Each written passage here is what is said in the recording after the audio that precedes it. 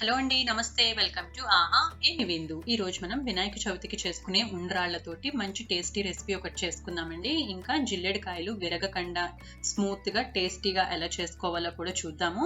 ముందుగా జిల్లెడికాయలు ప్రిపేర్ చేసుకుందామండి. వాటి కోసం ముందర స్టఫ్ చేసుకుందాము. స్టఫింగ్ కి ప్యాన్ లోకి 1 గ్లాస్ కొబ్బరి తురుము, 1/2 గ్లాస్ పంచదార వేసి లో ఫ్లేమ్ మీద పెట్టుకుని కలుపుతూ ఉండాలండి. పంచదార కరికి కొబ్బరికి పట్టే వరకు కలుపుకోవాలి. ఇది మొత్తం మనకి 5 మినిట్స్ పడుతుంది. మనకి ఉండపాకం ఏది రావక్కర్లేదండి. జస్ట్ కొబ్బరికి పంచదార పాకం పడితే సరిపోతుంది.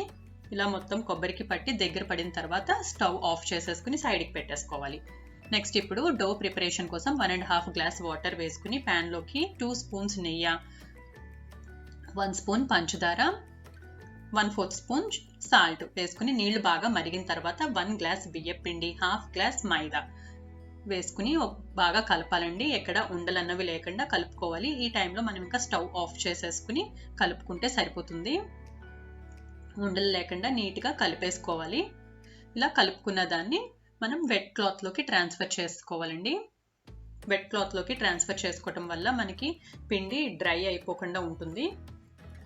ఇప్పుడు మనకి స్టఫ్ ప్రిపేర్ అయిపోయింది కదా. స్టఫ్ ప్రిపేర్ అయిపోయింది, డో ప్రిపేర్ అయిపోయింది. ఇంకా ప్రెస్సింగ్ కోసం నేను ప్రెస్సింగ్ మిషన్ తీసుకున్నాను. మీ దగ్గర ప్రెస్సింగ్ మిషన్ లేకపోతే హ్యాండ్ తోటి ప్లాస్టిక్ పేపర్ మీద ప్రెస్ చేసేసుకుంటే సరిపోతుంది.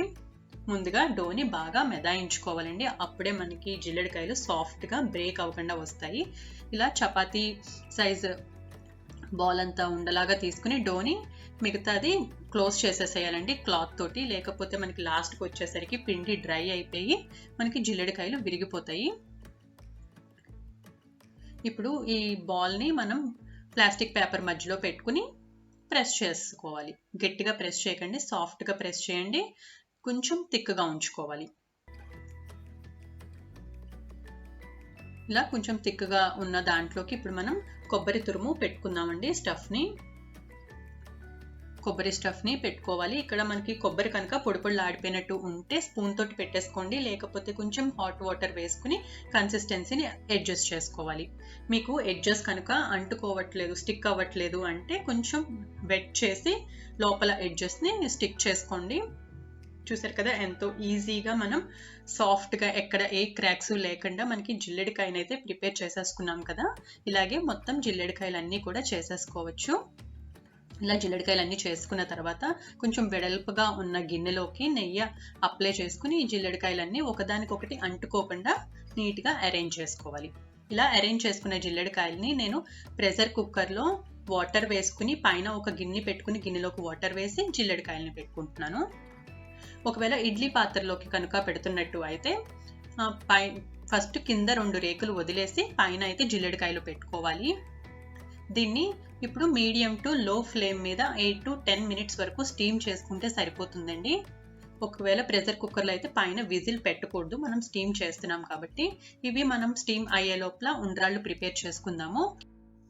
ప్యాన్ లోకి 1 గ్లాస్ వాటర్ వేసుకుని 2 స్పూన్స్ నెయ్యి, 1/4 స్పూన్ సాల్ట్ వేసుకుని నీళ్లు బాగా మరిగిన తర్వాత బియ్యం పిండి వేసుకోవాలి. మనకి జిల్లెడికాయల డో ఎలా అయితే ప్రిపేర్ చేసుకున్నామో సేమ్ ఉండ్రాలకు కూడా అంతేనండి. కాకపోతే మైదా వేసుకోకూడదు. ఇది ఎక్కడ ఉండలన్నది లేకుండా నీట్గా సాఫ్ట్గా కలిపేసుకోవాలి. స్టవ్ ఆఫ్ చేసేసి కలుపుకోండి. పిండి వేసిన తర్వాత ఎక్కువసేపు స్టవ్ ఆన్ చేసి ఉంచితే మనకి పిండి త్వరగా డ్రై అయిపోతుంది. ఇలా బాగా మెత్తగా కలుపుకున్న తర్వాత దీన్ని వెట్ క్లాత్లోకి ట్రాన్స్ఫర్ చేసుకుని ఇలా మొత్తం క్లోజ్ చేసేసేయాలి. దీన్ని బాగా మెదాయించుకోవాలండి. ఇప్పుడు ఇలా మెదాయించడం వల్ల మనకి ఉండ చేసుకుంటున్నప్పుడు క్రాక్స్ అవి లేకుండా డ్రైగా కాకుండా సాఫ్ట్గా వస్తాయి. చూసారు కదా ఎంత సాఫ్ట్గా ఉందో పిండి. దీన్ని ఇప్పుడు నేను చిన్న చిన్న ముక్కలు కింద తాడుల కింద చేసుకుని చాక్ తోటి కట్ చేసుకుంటున్నాను పీసెస్ కింద. మీరు ఒకవేళ కావాలంటే చాక్ తోటి అక్కర్లేకుండా చేతితోటి చిదుపుకున్నా సరిపోతుందండి. చాక్ తోటి కట్ చేస్తున్నట్టయితే ఇలా అంటుకుపోతుంది కదా, చాక్కి అంటుకోకుండా మధ్య మధ్యలో చాక్ని వెట్ చేసుకుంటూ ఉండండి. ఇలా హ్యాండ్ తోటి రోల్ చేసుకుంటే మనకి ఎక్కడ బ్రేక్స్ అన్నవి లేకుండా సాఫ్ట్గా ఉండలు అయితే రెడీ అయిపోయాయి కదా. ఇప్పుడు వీటిని మనం ఇడ్లీ రేకుకి నెయ్యి అప్లై చేసుకుని ఈ ఉండల్ని ట్రాన్స్ఫర్ చేసేసుకోవాలి. వీటిని కూడా ఇడ్లీ పాత్రలో పెట్టుకుని 8 to 10 మినిట్స్ వరకు మీడియం టు లో ఫ్లేమ్ మీద స్టీమ్ చేసుకుంటే మనకి ఇలా ఉండలు అయితే రెడీ అయిపోతాయండి. ఉండ్రాళ్ళు రెడీ అయిపోయాయి కదా, చూసారా ఎంత సాఫ్ట్గా ఫ్లఫీగా ఉన్నాయో. ఇప్పుడు మనం ఈ ఉండ్రాళ్ళకి తాలింపు పెట్టుకుందాము. ప్యాన్లోకి 2 స్పూన్స్ ఆయిల్ వేసుకుని, ఆయిల్ వేడెక్కిన తర్వాత ఆవాలు, శనగపప్పు, గ్రీన్ చిల్లీస్, ఇంకా అల్లం ముక్కలు ఒక 5 నుంచి 6 వరకు అల్లం ముక్కలు, 1/2 స్పూన్ జీలకర్ర వేసుకున్నాక ఇవి ఒకసారి వేగనివ్వాలండి. నేను ఇక్కడ కొంచెం సాల్ట్ ఇంకా ఇంగువ వేసాను, కానీ వీడియో క్లిప్ మిస్ అయిపోయింది. మీరు తప్పకుండా వేసుకోండి ఇంగువ కూడాను. ఇంకా 1 స్పూన్ నువ్వులు కొంచెం దోరగా వేగిన తర్వాత కరివేపాకు వేసుకోవాలి. ఇలా కరివేపాకు వేసుకున్న తర్వాత ఉండ్రాళ్ళు వేసేసుకుంటున్నానండి. ఉండ్రాళ్ళు వేసిన తర్వాత ఎక్కువసేపు ఫ్రై అవ్వనివ్వకూడదు. ఒకసారి జస్ట్ కలుపుకుని మూత పెట్టేసి 1 మినిట్ వరకు కుక్ చేసుకోవాలి. ఇలా కుక్ చేయడం వల్ల మనకి ఉప్పు కారం ఉండ్రాలకి బాగా పడతాయండి. నెక్స్ట్ కొత్తిమీర కొద్దిగా, 1/2 నిమ్మకాయ చెక్కని స్క్వీజ్ చేసుకుని ఒకసారి కలుపుకుని స్టవ్ ఆఫ్ చేసేస్తే మనకి ఎంతో టేస్టీ, సాఫ్ట్ అండ్ ఫ్లఫీ ఉండ్రాళ్ళు రెడీ అయిపోయాయండి.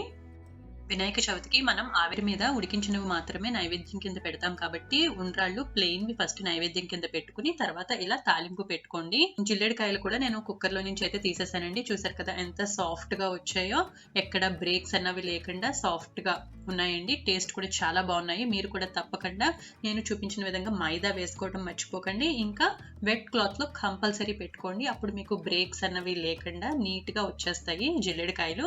ఈ వీడియో కనుక మీకు నచ్చినట్టయితే లైక్ చేసి మీ ఫ్రెండ్స్ అండ్ ఫ్యామిలీ మెంబర్స్కి షేర్ చేయండి. Thank you for watching.